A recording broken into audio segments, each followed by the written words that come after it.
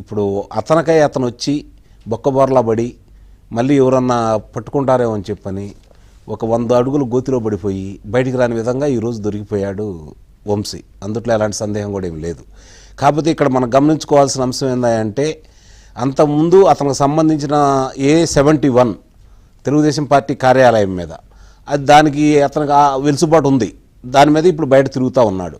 కానీ ఇక్కడ ఇతను అదుపులో తీసుకొని చిత్రహింసలు గురి చేసి లేదంటే బెదిరించి ప్రలోభ పెట్టి అతనికి ద్వారా ఏదైతే అతని మీద ఫిర్యాదు ఉందో దాన్ని ఎన్నిక తీసుకోవాలని ప్రయత్నం చేశాడో అక్కడే దొరికిపోయాడు. దొరికిపోయి ఇప్పుడు వాళ్ళది ప్రభుత్వం కాదు, ఇప్పుడు అతను శాసనసభ్యుడు కాదు.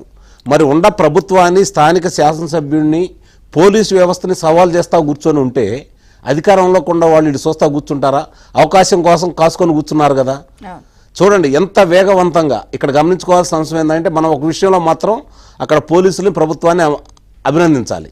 ఎందుకంటే అతను ద్వారా ముద్దాయి అయ్యుండి అతను కిడ్నాప్ చేసి బెదిరించి అధికారంలో లేకుండా కూడా బెదిరించాడు అంటే అధికారంలో ఉన్న వాళ్ళకి వీళ్ళకి చురుకుమందా? ఇప్పుడు దాకంటే జరుగుతున్న ఏదో చట్టబద్ధంగా జరుగుతాయి, ఆధారాలు దొరికిన తర్వాత వెళ్దామని చెప్పని వీళ్ళు ఎదురు చూస్తున్నారు. ఈరోజు స్పష్టమైన ఆధారాలు అతనే అందజేశాడు. అందజేసిన తర్వాత వీళ్ళు ఎందుకు బయటకు రానిస్తారు?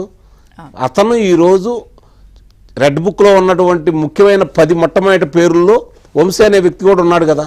మరి అలాంటి వ్యక్తిని వీళ్ళు ఎందుకు వదిలేస్తారు చెప్పండి? ఎట్టి పరిస్థితుల్లో కూడా దొరికినప్పుడు ఎట్టి పరిస్థితుల్లో కూడా వదిలేరు కదా. ఇవాళ మంచి అవకాశం వాళ్ళకి దొరికింది. ఇప్పుడు మీరు ఇందాక ప్రారంభంలో అన్నారు అదృశ్టు గురించి, లేకపోతే ఆ చిత్ర నిర్మాతే కాబట్టి వీళ్ళు అతనికి అదిరిపోయి ఇప్పుడు అదృశ్టు సినిమాలో నిర్మాత ఆయన వీళ్ళు కొడితే ఆ దెబ్బ ఎంత అదిరిపోయిద్దో ఇప్పుడు అర్థమయ్యే విధంగా వీళ్ళు చేసుకుంటూ వెళ్తా ఉన్నారు.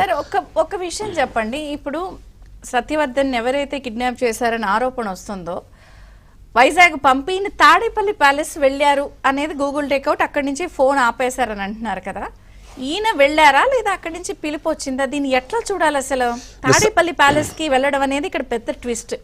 మీరు మనకి ఇన్ని రోజుల అనుభవం ఉండి కూడా ఒకటి గుర్తుపెట్టుకోండి, తాడేపల్లి ప్యాలెస్కి వెళ్ళాలి అంటే కబురు వస్తే వెళ్తారు తప్ప విజయసాయి రెడ్డి కూడా అక్కడికి లోనికి వెళ్ళే అవకాశం అయితే లేదు కదా మొన్నటిదాకా. ఎగ్జాక్ట్ గా అటు పంపించి రావడం అంటే తెలిసే జరిగిందా? వాళ్ళు అక్కడ అంటే వంశీ చాలా తెలివిగలడు నాకు తెలిసినంత వరకు. వంశీ చాలా తెలివిగలడు.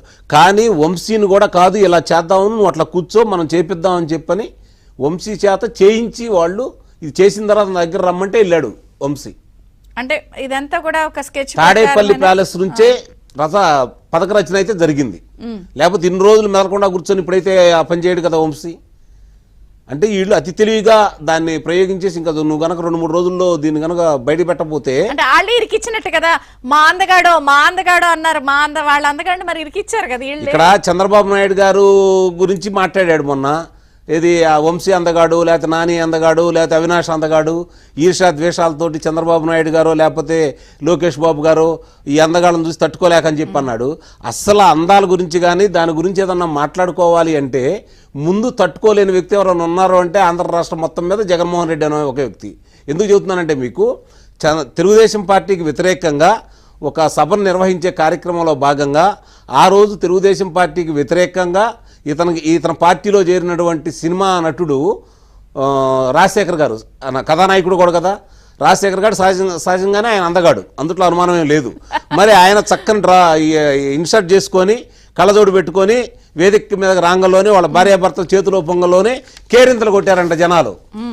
వెంటనే పిలిచి మీరు ఇంకెప్పుడు కళ్ళజోడు పెట్టుకొని నా ముందుకు రావద్దు, నేను ఏదైనా సభలో సమావేశాలు నిర్వహిస్తుంటే మీరు ఎప్పుడు పాల్గొనవద్దని చెప్పాడు ఆయన. తనకంటే అడుగెత్తుగా ఉంటాడని చెప్పని ఆనాటి నంద్యాల ఎంపీ గారిని తన ముందు తన పక్కన ఎప్పుడు నుంచోద్దని కూడా చెప్పిన వ్యక్తి అని చెప్పని చెప్పుకుంటా ఉంటారు మనం. కాబట్టి అందాల గురించి కానీ మనుషుల గురించి కానీ భయపడే వ్యక్తి ఎవరైనా ఉన్నారంటే రాజకీయాల్లో ఉండి పిరికివాడు ఎవరైనా ఉన్నారంటే జగన్మోహన్ రెడ్డి. అంటే ఇప్పుడు ఈ కేసు వ్యవహారంలో పిలుపు వస్తేనే వెళ్ళారని నిస్సందేహంగా, అందుట్లో అనుమానమే లేదు. టీడీపీ నుంచి ప్రొఫెసర్ జ్యోత్స్న గారు కూడా సెంట్రల్ స్పోక్స్ పర్సన్ జాయిన్ అయ్యారు. జ్యోత్స్న గారు నమస్తే, బ్రేక్ఫాస్ట్ న్యూస్ కి స్వాగతం. వరుస అరెస్టులు, పోసాని కూడా నిన్న అరెస్ట్ అయ్యారు.